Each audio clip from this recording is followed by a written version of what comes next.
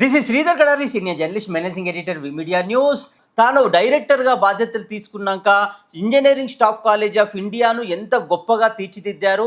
Engineering staff college of India director doctor G Rameshwara Rao గారు ఉన్నారు. ఆయన అడిగి మరిన్ని వివరాలు తెలుసుకుందాం.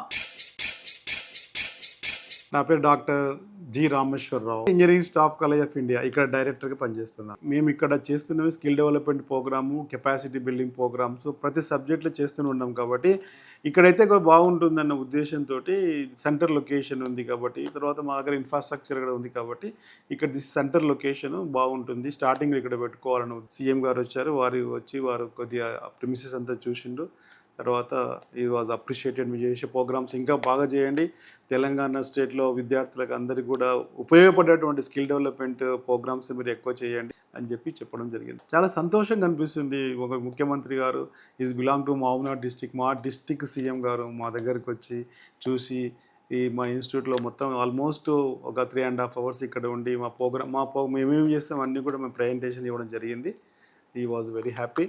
తర్వాత అది చూసిన తర్వాతనే ఇక్కడనే స్కిల్ యూనివర్సిటీ టెంపరవరీగా పెడదామని వాళ్ళు డిసైడ్ చేసిండు. ఇక్కడనే నడుస్తుంది. కంప్లీట్ అయ్యేంత వరకు ఇక్కడే ఉంటుంది.